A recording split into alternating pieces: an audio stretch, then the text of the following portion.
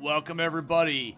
AEW on Saturday night proudly presents Battle of the Belts 7.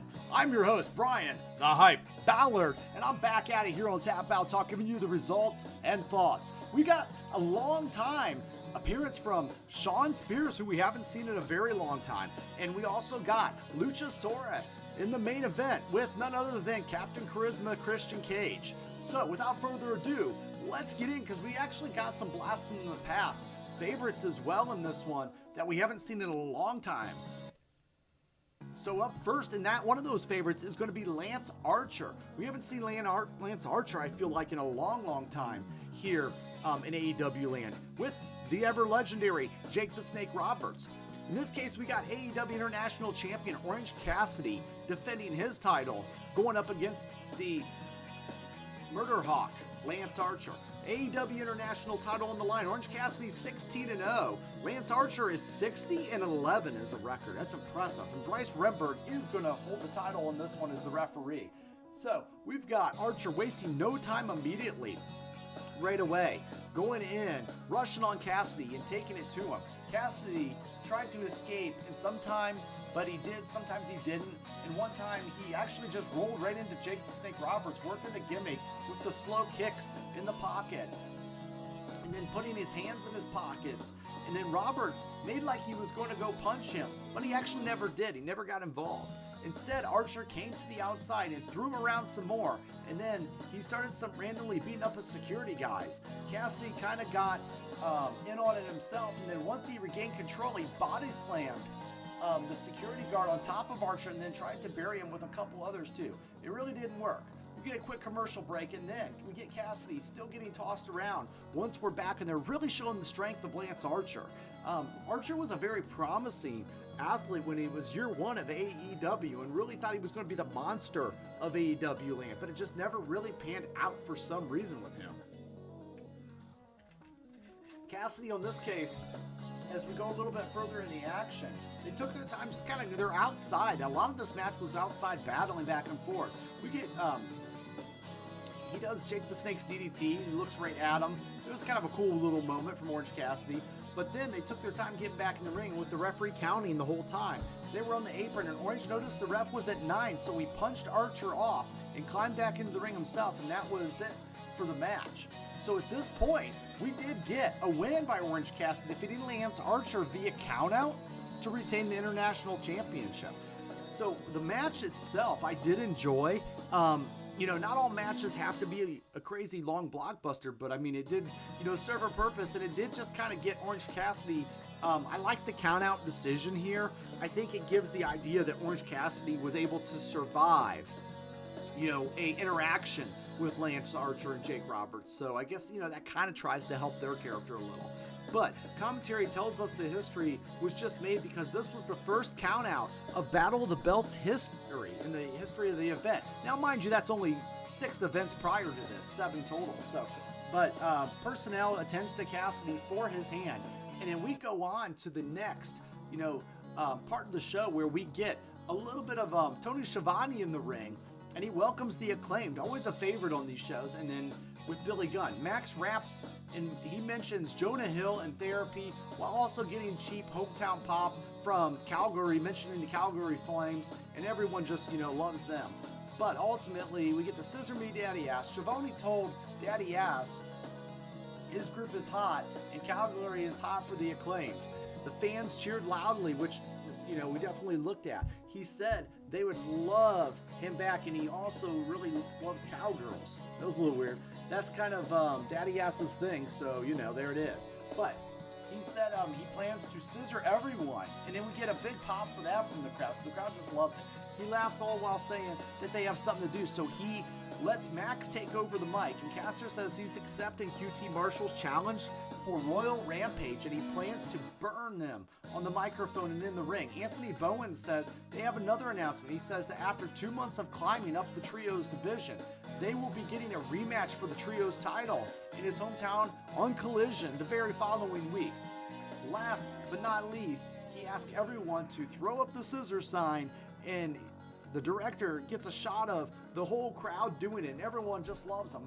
One more scissor for the road, boom, and yes, Schiavone Tony Schiavone got in on it too. But ultimately, that was really just kind of more of a publicity pop and stop type segment. I could have lived with it or without it, but it was good for the crowd just to keep them a little heated. And by heated, I mean cheering. So ultimately, then next we do have the AEW Women's World Championship. So Toni Storm defending her title against Taya Valkyrie. Valkyrie's coming in with an 8-4 record, while Storm has a 31-6 record. Tell me she's not a fighting champion. Stephon Smith is going to be the referee on this one. Storm with Ruby Soho comes in, and Taya starts and hammers right away, and she sends her to the outside where Soho says Storm needs a minute. At this point, Soho's kind of buying her time. There's running knees against the ropes. They get back to a 2 inside, but they fight right back to the floor. Taya runs her over again, and we take a break. Back with Taya running her over and hitting a running hip attack in the corner for a 1 and a 2. The television feed kind of goes in and out on this one a little bit. I think we had storms that night, but basically at this point we come back with part of once the feed kind of breaks up, we get a little bit of Julia Hart versus Bambi Hall collision at one point, but then the commentary just kind of breaks back up, and then they don't actually say who won the match, but we'll say it ended around the 10-minute mark. So overall, I do believe, we find out it was Toni Storm that did win the match over Taya Valkyrie.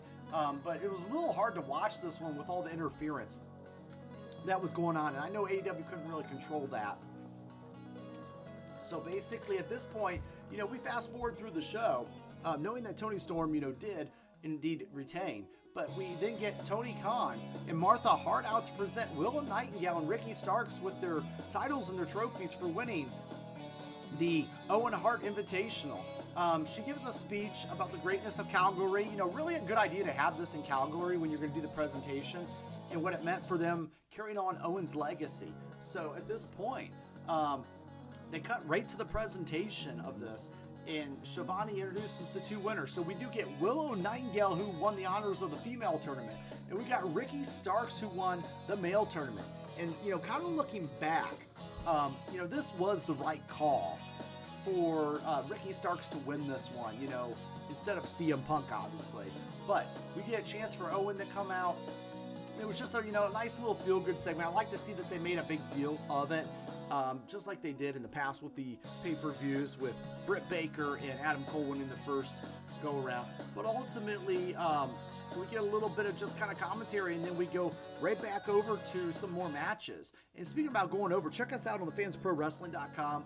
You can find, podcasts and shows like this, like Tap Out Talk. But in addition, we've got The Heel Truth. We've got all kinds of other Wrestling with the Truth. We've got a lot of truths over there. But ultimately, we do have a lot of great shows. I just want to say thank you to each and every one of you for liking, sharing, and subscribing. It helps me out so much. Let's connect on Twitter. Let's talk, or let's talk in the comments. And then we get into the main event. It is the champion, Luchasaurus, with the TNT title, going against Shawn Spears. Where has he been in the last so many years? Ultimately, Aubrey Edwards is the popular referee on this one. Everybody loves Aubrey. And we got Luchasaurus with a 13-4 record. We got Shawn Spears with a 30-15 record. And then what we actually have is Luchasaurus with Christian Cage. And on commentary, they tell us that Toni Storm did retain the title at this point, so they confirmed it. But Spears is set outside, and he's basically, we get a quick break in. And then we're back, and Spears is hammering away in the corner before they head outside. Spears rips off Christian's jacket, and he's sent through the barricade for his efforts. And there's a choke slam. He gets a 2 on Spears, and Luchasaurus charges into a chair in the corner, and Spears gets the same. Cage offers distraction through the Northern Lariat. So Christian popping in with the distraction on this one with a Northern Lariat, and he helps retain the title at the 10 minutes mark. So at this point, you get some weirdness because it's Luchasaurus' title, but Christian starts beginning to act like it's his title, and that kind of leads us into a future story there. So, I don't mind this one. The main event, to me, it was the main event because of Christian being involved and because of the personnel that was in on this match.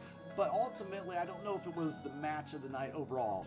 But what we do have is, speaking of matches of the night, I would say, it was good to see the Lance Lance Archer and Orange Cassidy matchup, and that kind of ended in a survival type situation with the count out. But ultimately, we didn't really see much of the Tony Storm match, and the Luchasaurus match just seemed to happen, right? Despite I was happy seeing Shawn Spears. This Battle of the Belts was really tough for me to follow and to rate because of all the chaos and just kind of the feeds and what was happening. So it's really kind of hard for me to really kind of soak this one in, even though I do enjoy these shows. This one was probably the least of my favorite of the Battle of the Belts, and hopefully they'll do better on Battle of the Belts 8 that's coming up in October 21st. But without further ado, I'm going to head out, guys. I want to say thank you again for like, share, subscribing, and it's not goodbye, it's game over.